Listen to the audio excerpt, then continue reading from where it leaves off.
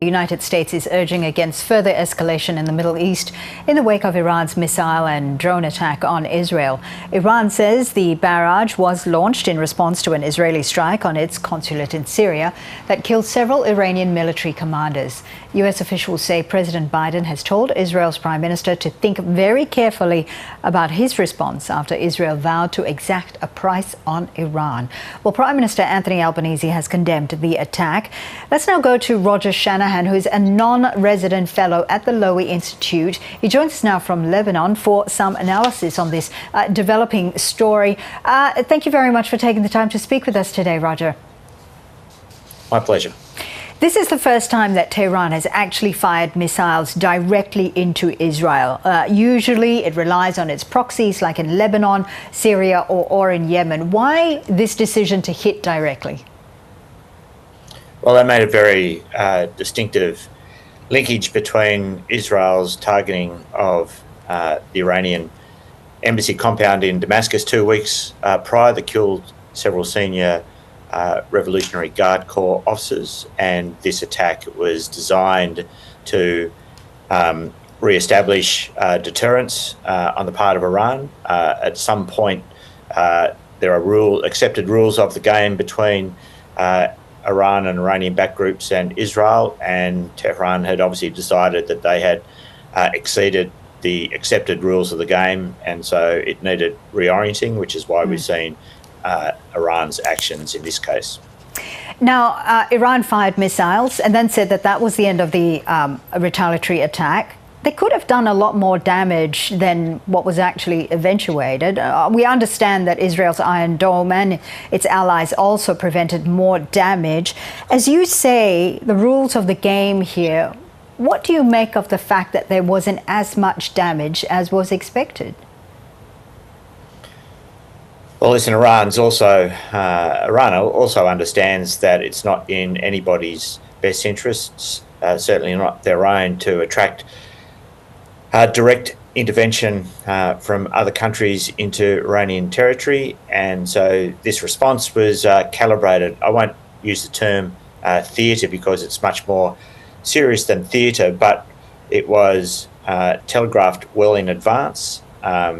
Its timing was not really unknown, and so it gave Israel and its allies the opportunity to put up a very effective protective barrier, and really at the end of the day Iran understood that its chances of success were limited, and it was very happy with that. It was more the action than the outcome that it was looking for. A show of force, as you will say. Now, Israel's war cabinet will respond and says that it will respond, and I'm going to quote here, in the manner and at the time of our choosing.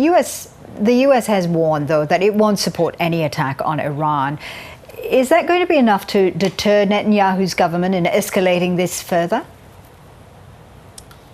Yeah, listen, I think they would have made a calculation anyway prior to that, that they wouldn't do a direct intervention. Things would have been different if there'd been any kind of significant casualties, which is why the forewarning was given.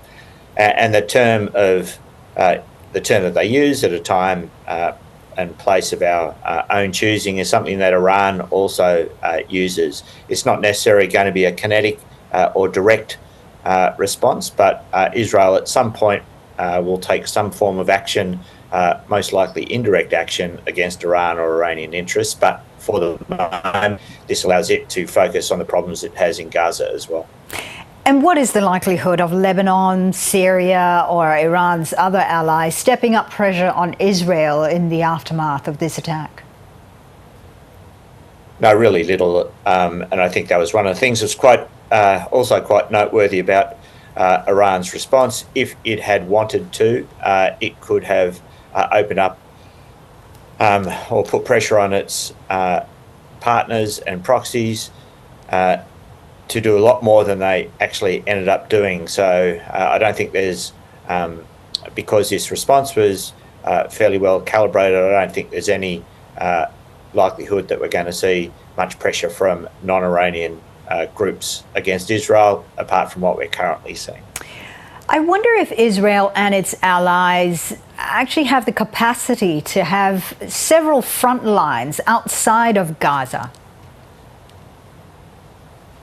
Well, for Israel, it's very difficult. One of the things in its advantage, if you're talking ground operations and you're normally talking north on the Lebanese border, that's a significant undertaking in and of itself.